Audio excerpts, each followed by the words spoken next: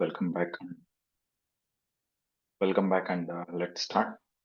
So, in the last session, we discussed about the Docker. So, how we can configure the Docker, how we can install, what is meant by Docker, what is on-premises environment, this virtual machines.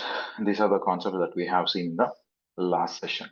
So, in this session, what we are going to do here is we are going to work around with the concept of Docker, how we can implement Docker, and what is meant by container, and how to install the Docker on the servers.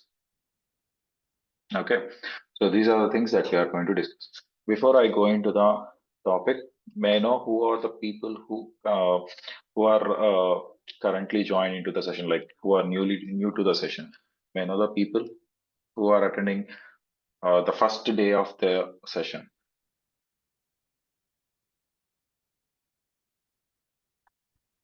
Hi, this is Ram. This is my first session today. Okay, Ram. So yeah, what's your why you want to learn Kubernetes, Docker, and Kubernetes, and what is your designation? Are you an employee? Yeah, Hmm. right now I work as an OCI and Oracle DBA. Mhm. So I'm in between jobs. So I'm transitioning to a cloud engineer. Okay. Uh, I would like to learn Kubernetes, Docker. So Docker. have you gone through the AWS and any cloud platform? Yes, I have certification in AWS, but it's been a long back, like 2019, and I also did a certification in OCI, Oracle Cloud Infrastructure.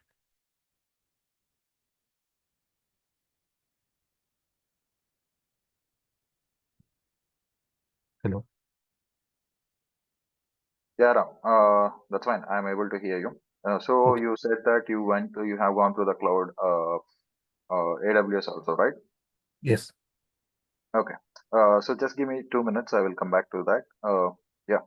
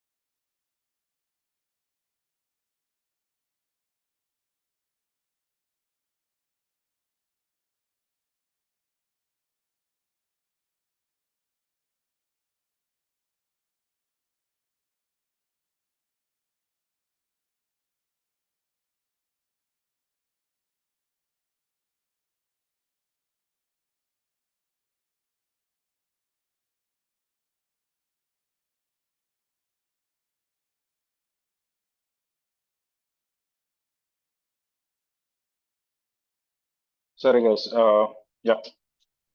So to those who has coming from the software background and as well as those who are from the fresher background. So you want to learn the Kubernetes. The main point why we are going with the Docker and Kubernetes. So let us see why we are going with the Docker and Kubernetes, what we can do with the Docker and Kubernetes. So any another new candidates? Any another new candidates? Okay. So let's start with the installing Docker. Why? Because in the last two sessions we have already discussed about what is on-premises environment, what is meant by virtualization, what are the drawbacks with the on-premises environments and the virtual machines. These are the things that we have already discussed. Now in this session, what we are going to do here is we are going to discuss about the why we are going for the containers. Now what is meant by a container and why we are going with the containers. So now, whenever we are discussing about the containers, the first point what you need to understand here, before we go into the containers, first of all, you need to understand what is meant by Docker. Okay. So everyone are very fancy about this particular word called as Docker. So whenever anybody say that I have a knowledge on Docker and Kubernetes or else Docker, so everyone will understand that we are going to learn about the Docker. So Docker is just an application. Okay, Docker is just an application. If I say, so you are going to learn Java. Okay, Java is just a structure. Inside that, you are going to write so many number of lines of code, and then you are going to utilize something like a Spring Boot application or else any another application. So Java is just a platform to run your code. Okay, so whatever the code that you are writing on that particular language, to run that, you want Java as a platform. Now, in the same manner, or else let us suppose think MS SQL database is there, or else MySQL database or PostgreSQL database is there. There are some databases which are just a platform. On the platform, you are going to run your data, or else you are going to run your application and application related data. So here, whenever I say that you are going to learn about MySQL or PostgreSQL, inside that, the application, once the application is installed, then you are going to run certain commands, and with the help of that commands, you are going to store your data and you are going to run your application. In the same manner, when we are discussing about the Docker is a platform for running the containers. Okay, whatever the containers. So what will be there inside the containers? Let us discuss about that. It is a platform. It is a platform to run the containers. Now, what will be there inside the container? So what is a container now? First of all, container. Okay, so now what is a container? Container is a process, in Docker. Okay, container is a process in Docker which will have, or else which will have the application running with all its dependencies.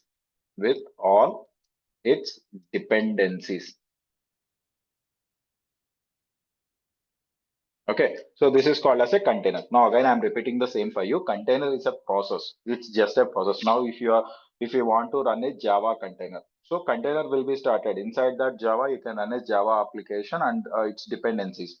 Now, if you want to write a Python container, so you can run the Python container in the same operating system. Okay, and if you want to run a .NET container, you can run a .NET container. So depending on the application, if you want to run a Tomcat container, you can run a Tomcat container. Now here, whatever we are discussing about the containers, okay, these are all the what I can say. These are all the processes inside a Ubuntu machine, also in a Linux operating system. So if you want to know about that, let me do one thing. I will log into my AWS account. So for AWS, definitely you need to have like to understand this Docker and Kubernetes, we need to have a clear-cut understanding about AWS EC2 instances. So I'm going to create an EC2 instance basically. So inside the EC2 instance, what I will do, I will create the Ubuntu operating system. Now, what is meant by an instance? So instance is nothing but a server. It's a virtual machine in which you are going to install the Docker. Okay, so now what I will do, launch instance. I'm going to create an instance.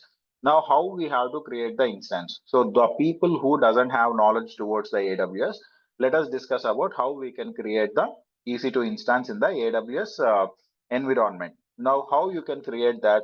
It is very simple. To create that, what are the basic requirements? Can anybody tell me? To create an instance in the AWS, to create an instance in AWS, what are the prerequisites? What you want? So those people who know about the AWS, can you please comment on this?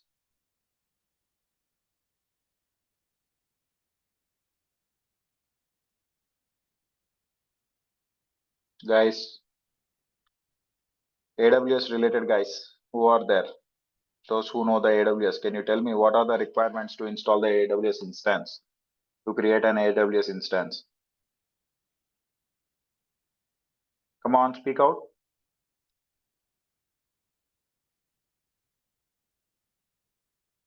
Hello.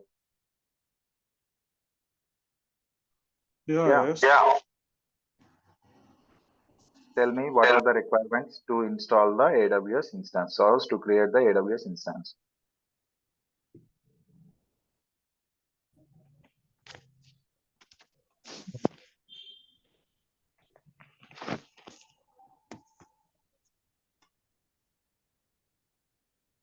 Anyone, you are unmuted. If you want to talk, can you please talk, or else I will continue with the class. Yes. Yeah, I know I worked on Azure. I don't know about AWS. Oh God, if you worked on the Azure also, you will have the VNet. In the VNet, you will have the subnets. In the subnet, what you have to do, you need to attach a disk. Forget about the disk. You need to select the operating system. And then what you want? You want the security groups. Right. Okay. So what is that? If you are worked in the AWS or Azure, both are the same, right? In AWS, if you want to create an instance, then you need a VPC. VPC is nothing but in the terms of Azure, that is called as VNet. Inside the VNet, we are going to create the subnets. So in Azure also, inside the virtual net, we are going to create the subnets. And then we are going to select AMI, Amazon Mission Image, nothing but your operating system, which you are selecting in the Azure. And later what you are going to do, you are going to select the instance type like B4S. Okay, these are the instance types that are available in the Azure. When you come to the AWS, it will be T2 micro. Okay, so T2 micro, T2 micro, T2 medium, or T2 large, like that. If you go to the Azure also, you will have the same B4S, B4 large, B4. There will be some things like 2 CPU, 4 GB of RAM, like that. B4S standard, like that. Okay, and then what else you require? Key pair. Okay, in AWS you require the key pair, as well as in the Azure also you require the key pair to log in into your system. If not, you will provide the credentials. And then you will create the security groups in AWS, and as well as what you are going to do in Azure. In Azure also you will allow the ports to access the server. That is nothing but security groups. What is that? Both are the same, right? What is the main difference between Azure and AWS? Do you find any difference? Only the naming convention is the difference, but most of the things are the same, right? Yes, sir. Yeah. Then it is not about the AWS, it is not about the Azure. Both are the same. Only the difference will be your way of perception, how you are going to look after the naming conventions. So only the naming convention is different. Apart from that, everything will be the same. Okay. Yeah. Right. So now, yeah. So we are going to create a server in the AWS environment, and then what we are going to do here, we are going to install the Docker. So how we are going to install the Docker on that? It is very, very simple. First of all, what is our requirement? We want to implement the Docker on the EC2 instance. What is my requirement here is we want an VPC. So to create any EC2 instance, we want an VPC. Now, if you go to, if at all, if you create your new AWS account in all the regions, okay, in Azure also you will have the regions, okay, but only one difference is that there you are going to create a resource group. Here in AWS, you don't have any resource group. Okay, that's the main difference. Now, when you come to the main point here, AWS, In the AWS, there will be several regions. If you select any region, by default, you will have a default VPC. So you don't need to create any VPC over here. So if you see, let me go to, I'm in the North California region. If I go to the VPC here, whenever you are having a new AWS account, I'm talking to.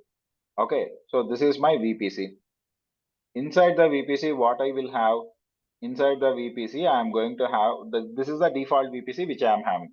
And inside the default VPC, what I will be having, I will be having the subnets. So what you need to understand here is, this default VPC is common in all the regions. In every region, you will have a default VPC. So you don't need to worry about creating the VPC. By default, you will have the VPC in all the regions. Now what you can do, you can simply create the EC2 instance. So now what I am going to do here, go to the EC2 and instances, launch instance. Okay. In the launch instance, what I am going to do here is, this is my Docker underscore or else hyphen server. And which operating system or else which AMI I am going to take? I am going to take the Ubuntu AMI. Okay. So let us select 2204. This is the AMI which I am going to select, and the instance type. So likewise in Azure, here also you are going to select the instance type. Here you will have the free tier eligibility for T2 micro. You can select the T2 micro instance. Okay, select the instance, which is a free tier eligible. And key pair will be, what is meant by key pair? Here the most important question is, what is meant by key pair? Now, where we are creating our AWS server, in which location we are creating our AWS server?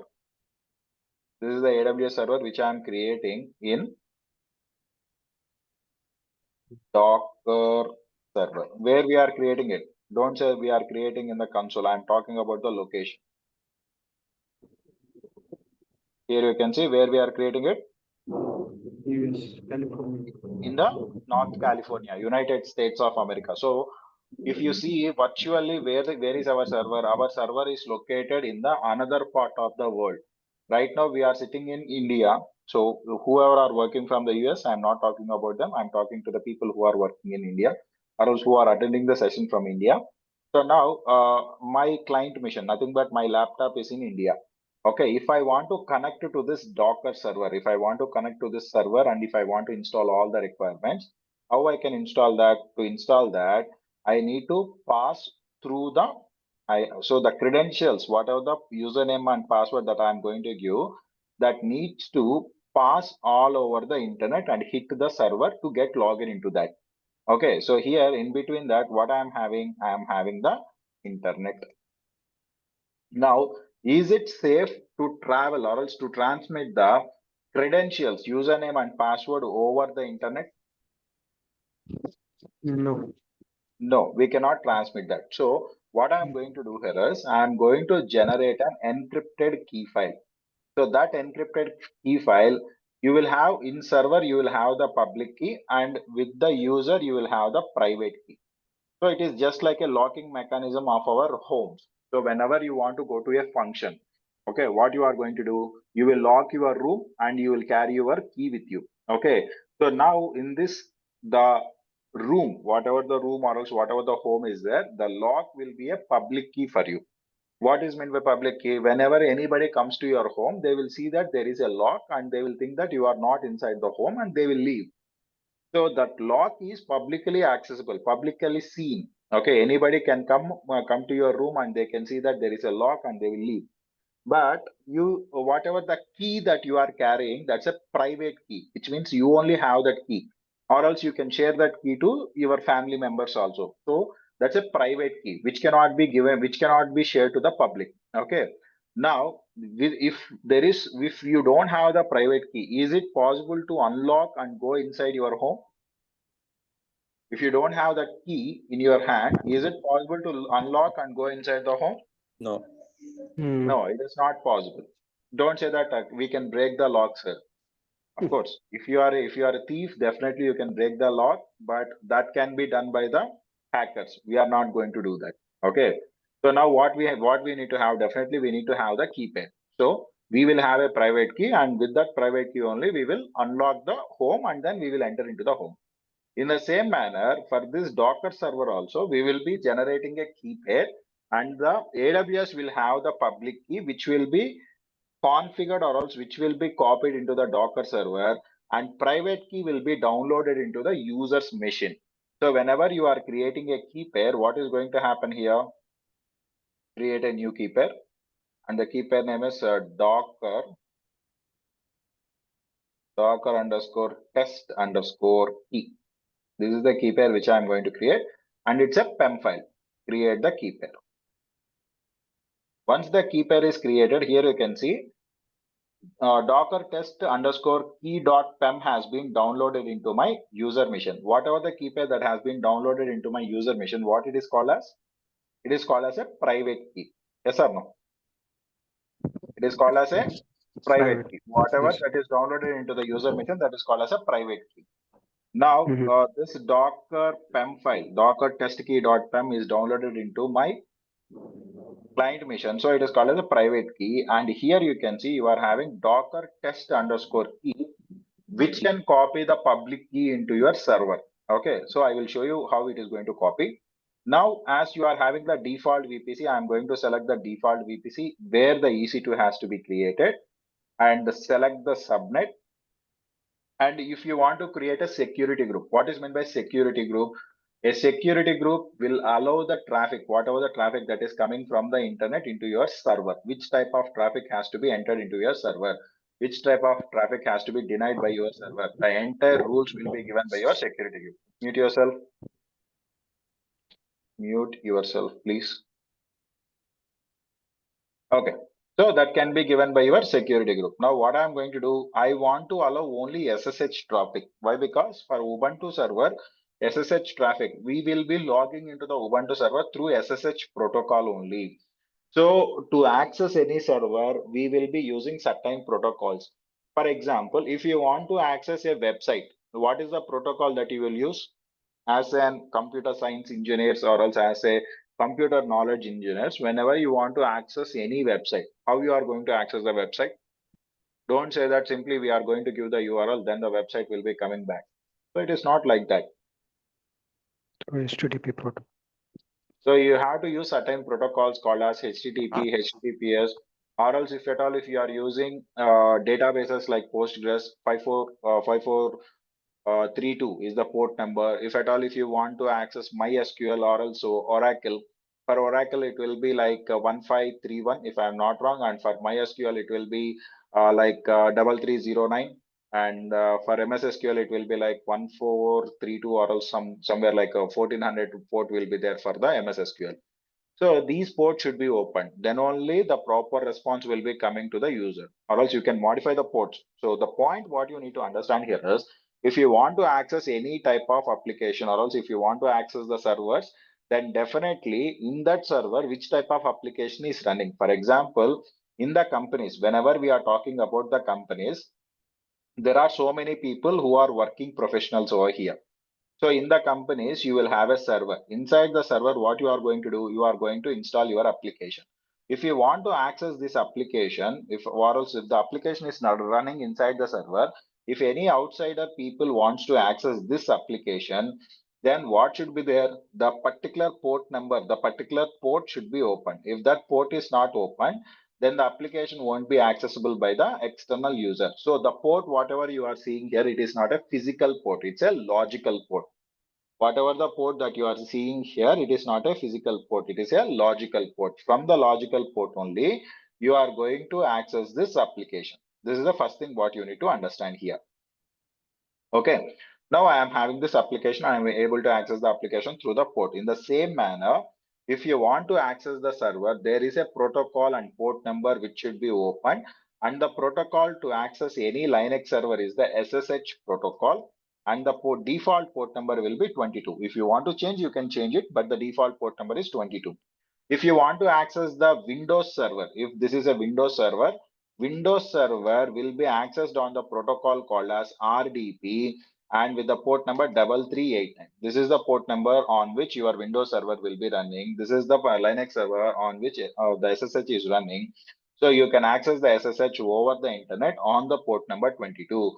So the security has to allow me to access this particular server over port number 22. See, what I'm going to say, for example, once upon a time, there is this particular outlet called as, just forgot the name. They have given an offer. Okay, yeah, brand factory.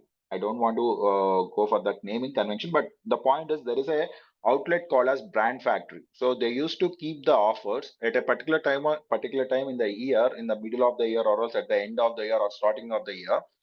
They are going to get down all the prices. If you purchase for 2000, we are going to give you dresses for another 2000, and there will be 1000 rupees gift coupon will be there. So you have to purchase only the dresses for 2000, where you are going to get a bonanza offer of 3000 rupees gift cards and as well as the dresses.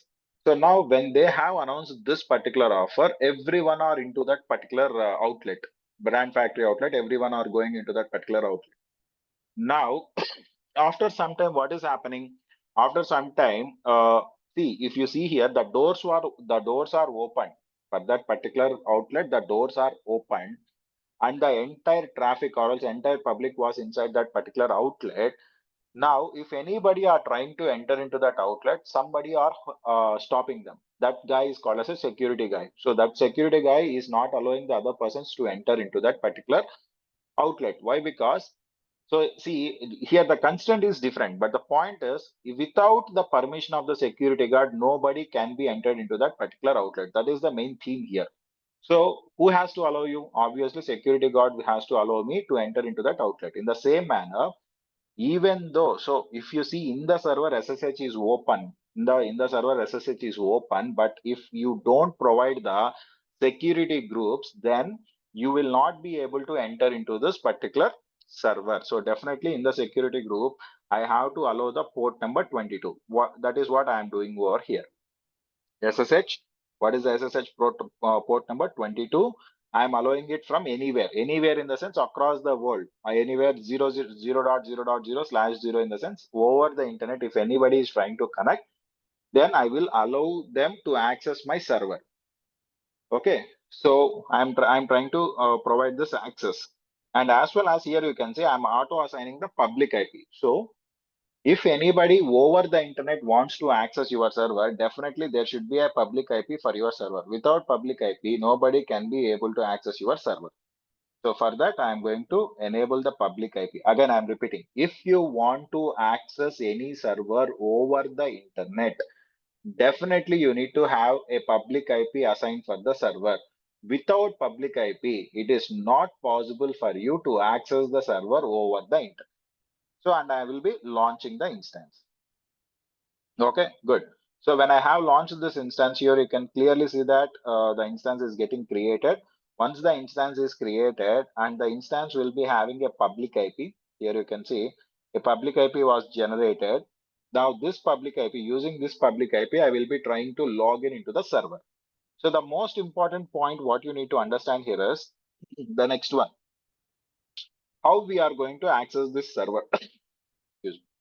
Sir, from the server side, you have enabled SSH, and the server is accessible. Now, if you can see, if you give ping, I'm trying to ping the server, ping.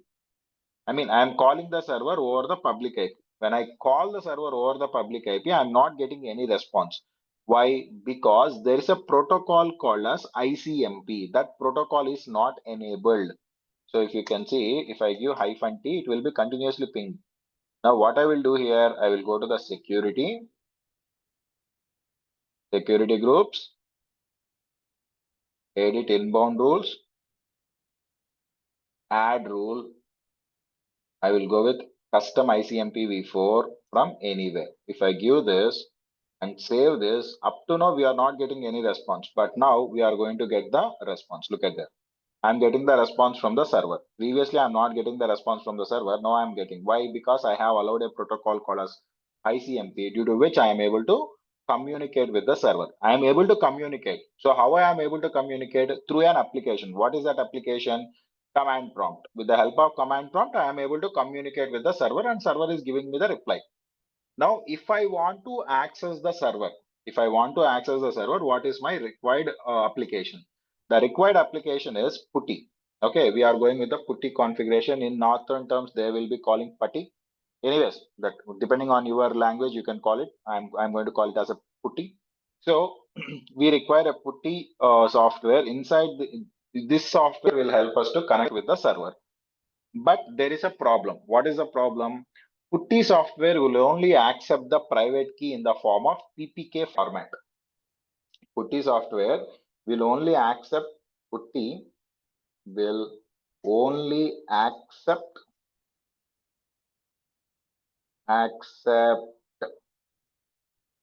the PPK format private key. But which format of private key that we have downloaded? Which format of private key that we have downloaded? PPM. PEM format. Sir. We downloaded PEM format private key.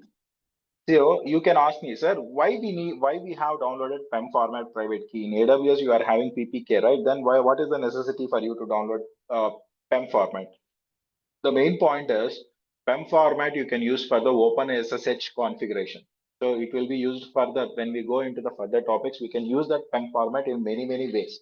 Okay, so that is why it is very important for you to download the private key in the PEM format file. Please download it into the PEM format and convert it into the PPK format. So how we are going to convert this PEM into PPK? So simply what you can do, go to PuttyGen. There is a software. When you install the Putty, automatically you will have the PuttyGen software available for you. Select it. Don't click on generate. Click on load. Load. What is the file that I have to select, which is downloaded into my downloads? The file name is this one, docker testkey.pem. Open it. Save the private key. You can save it as a private key, and the private key name will be docker underscore test.ppk. Save it. Okay, good. So now we have this docker underscore test.ppk file is available. There you go. There you go. Docker underscore test.ppk file is available. Now what I am going to do, I am going to access that server. Okay. So how I can access the server? Simply what I am going to do here is every time we don't need to connect or else we don't need to get the PPK. So I can save the session. I am going to save the session in the putty. How I can save the session? What is the SSH key? The SSH key is, the PPK format. That is, in the desktop, you are having docker test. Open. So this is the PPK file where you have to put it. So if you can see here, you have to put it under SSH. If you go into the SSH, you will have the authentication. In the authentication, go to the connection. First of all, starting from the starting, you can see connections. Under connections, you will have the SSH. Under SSH, you will have the authentication. Under authentication, you are having the credentials. Select this. Okay. So then what I'm going to do, I will go to the session over here. What is the public IP address of the server? The public IP address of the Docker server is, this is the public IP. Second, guys. So this is the public IP which I am going to provide in my putty session. Okay, select the public IP, go to your putty, provide it over here. And then you are not going to do anything. Simply what I will do here is test. I'm going to write a new session name and save it. Okay.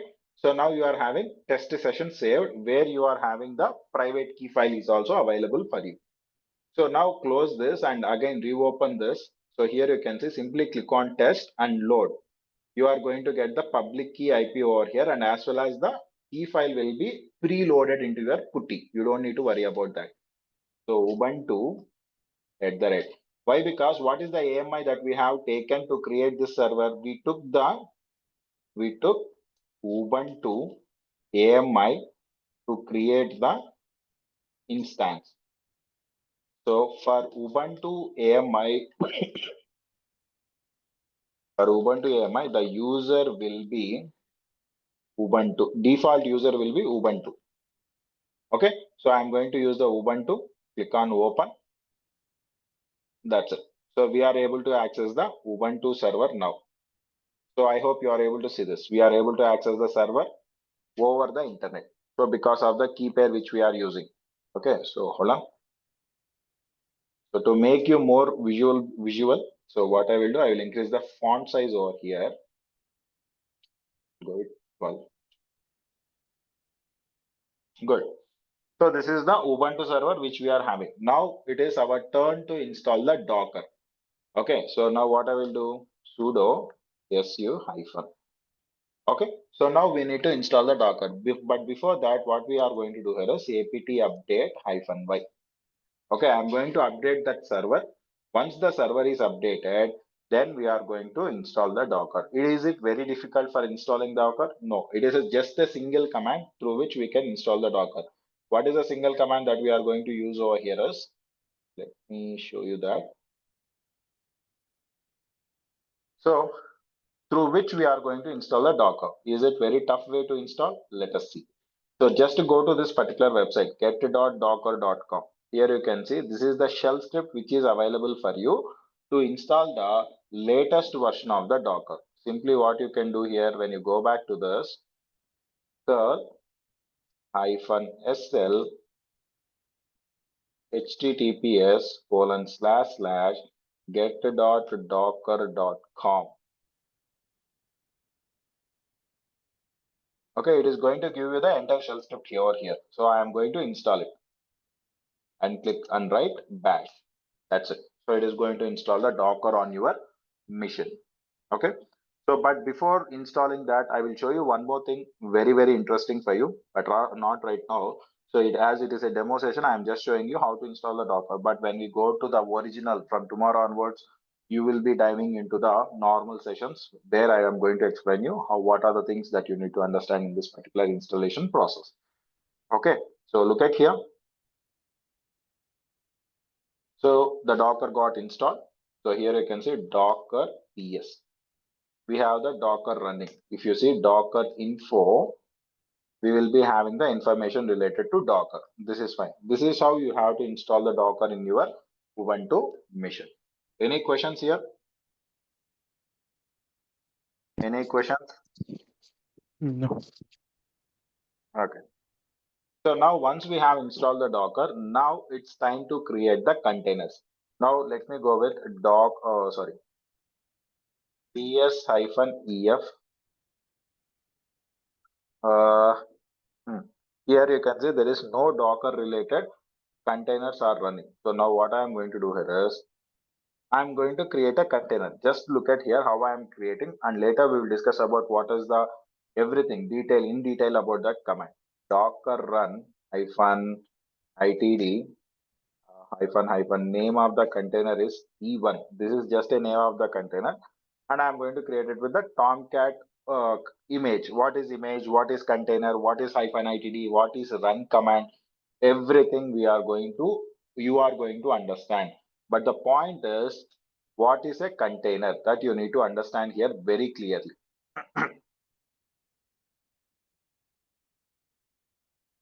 Hold on.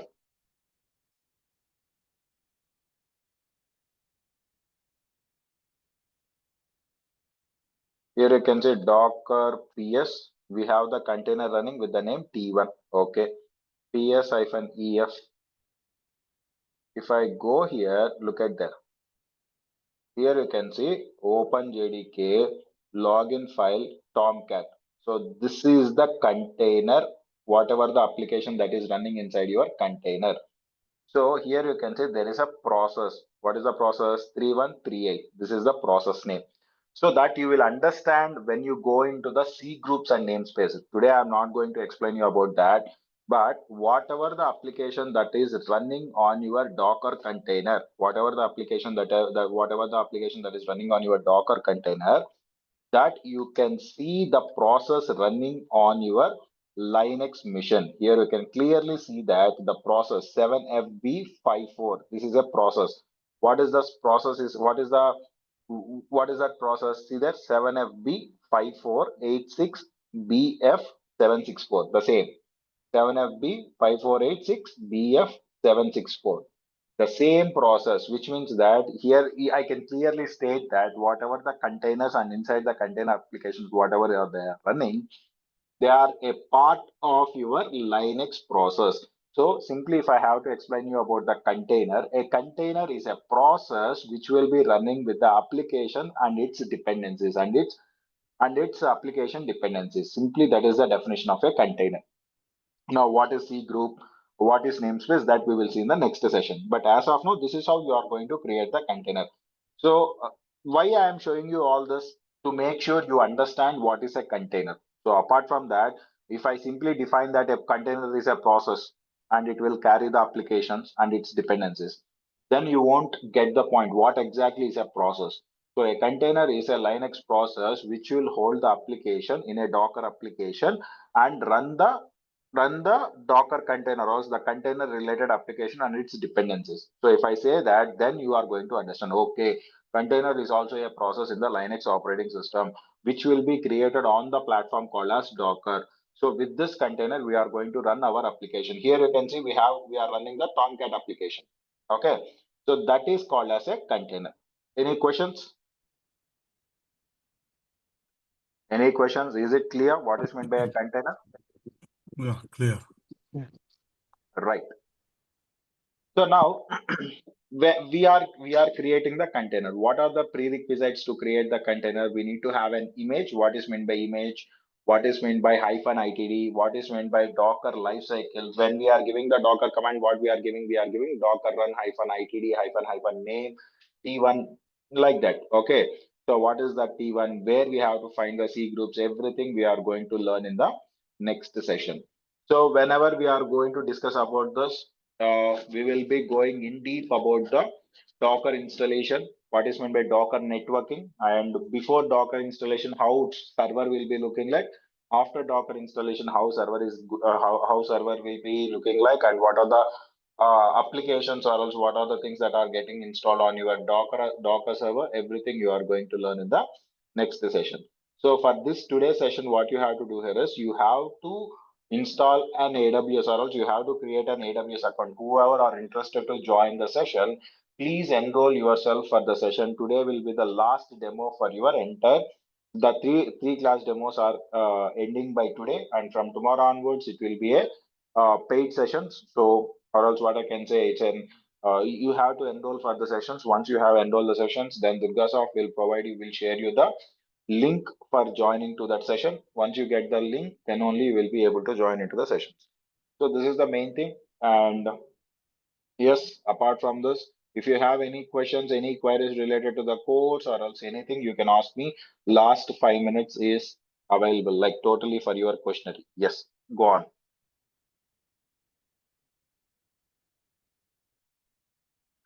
Questions?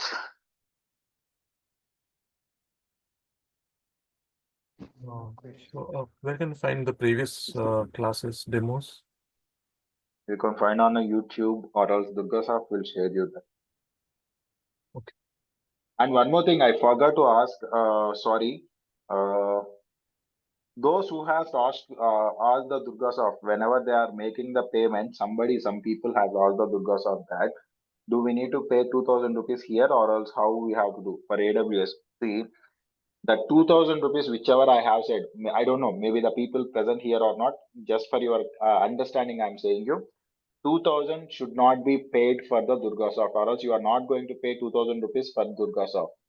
Why 2,000 rupees? That's the charge for your, what I can say, whatever the AWS account that you are creating, and whatever the resources that you are running in the AWS account, whenever you run the AWS account, AWS will charge you. Those 2,000 rupees are not charged by us.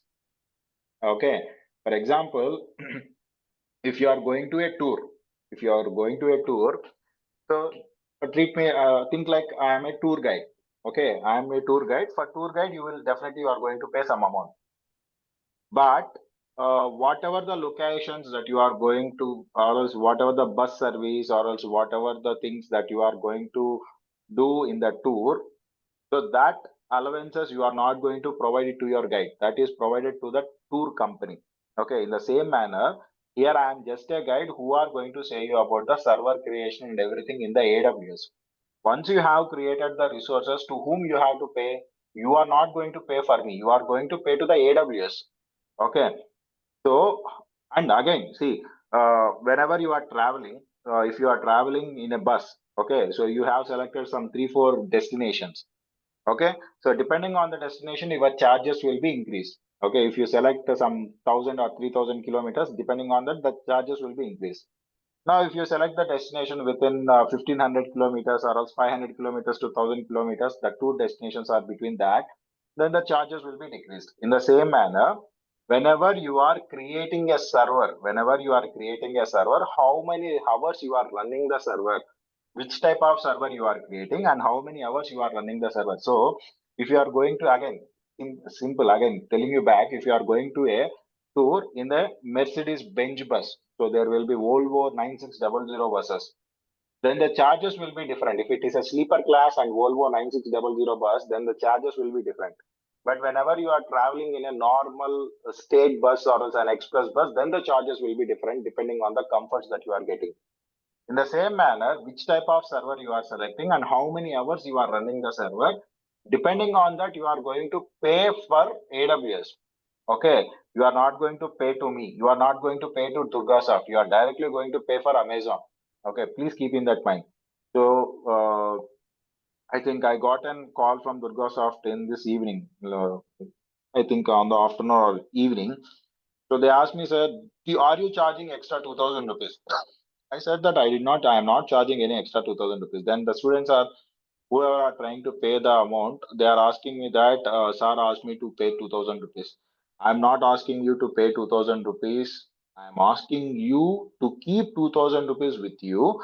Whenever you are working with AWS will charge you per hour, or else they are going to charge you on the resources which you are utilizing depending on your how much time you are accessing the servers, and after 1 month they will charge you. You have to pay to AWS. You don't need to pay for me.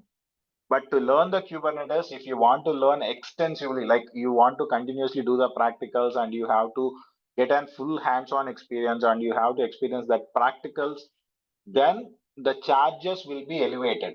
Okay, it might go up to 3,000, 4,000 also, depending on how much times you are practicing. But if you are practicing only 1 or 2 hours per day, then the charges won't be that much high. Then I can say that like 1,000 rupees or 1,500 rupees or less than 1,000 rupees also it is getting you are going to get charged. See, I'm going to tell you what I can say. In the morning session, I will tell one Docker and Kubernetes session. In the evening sessions, I am going to tell one Docker and Kubernetes session. Total two sessions will be there, 1.5 hour and 1.5 hour. And I'm going to create the Kubernetes cluster for 2 batches. Somewhere around some 3 to 4 hours of sessions will be conducted, or 5 hours of sessions will be conducted. My overall monthly bill for AWS will be somewhere around 1,500 rupees. Okay, so when I am telling that much amount of classes also, and inside in my company, we are running most number of servers on AWS. For that also, we are not going to pay much amount. So what I want to tell you here is the extra amount, whatever that I have said, that extra amount is for your practice purpose, not to pay for DurgaSoft. Am I clear here?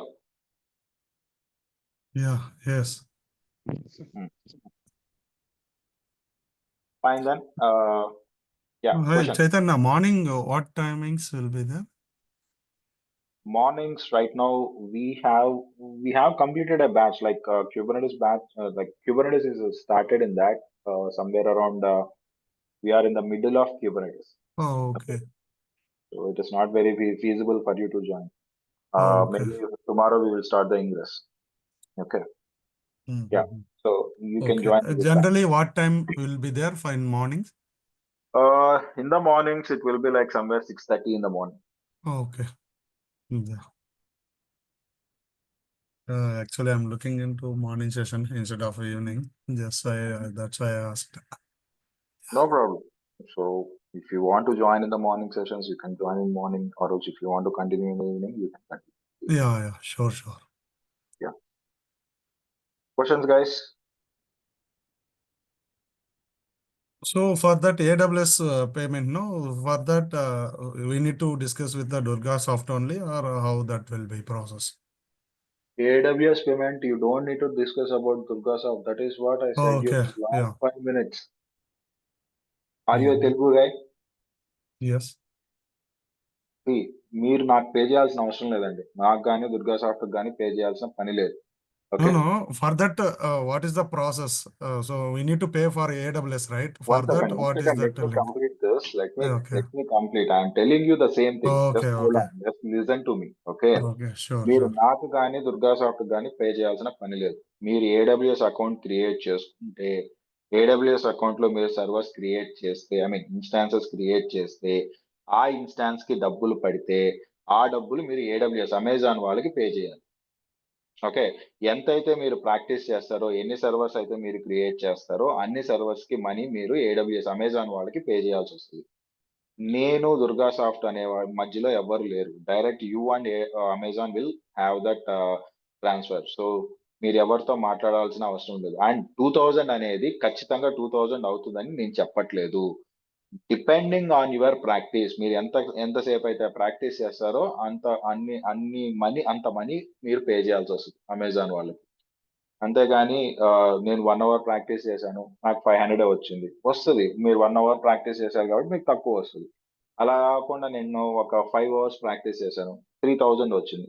Obviously why? Because you have practice for 5 hours per day. Obviously you are going to get 3000 rupees bill. Okay. నేను ఖచ్చితంగా 3000 వస్తుందని చెప్పట్లేదండి. మళ్ళీ sir 3000 వస్తుందన్నారు, నాకు కొంచెం extra Yeah, అయిందంటే got depending on the your resources, point. Yes. Depending on the resources మీకు charges పడతాయి. Okay. Okay, okay. So మీరు క్రియేట్ చేసిన AWS లో ఏవైతే రిసోర్సెస్ క్రియేట్ చేశారో వాటికి పే చేయాల్సి వస్తుంది. Okay. ఓకే. ఇప్పుడు Yeah. సింపుల్ గా మీరు ఒక హోటల్కి వెళ్ళారు, హోటల్లో నాకు టీవీ కనెక్షన్ వద్దు, నాకు రెఫ్రిజిరేటర్స్ ఇవేం వద్దు అన్నారంటే మీకు ఆ హోటల్ రూమ్ ఒక తక్కువ కాస్ట్ పడుతుంది. అలా కాదు నాకు సర్వీసెస్ ఎక్కువ కావాలి అంటే ఆబ్వియస్ గా సర్వీస్ తగినట్టే మీకు కాస్ట్ కూడా పడుతుంది. Yeah, yeah, correct. ఓకే. అది విషయం. Okay. Questions? Any another questions?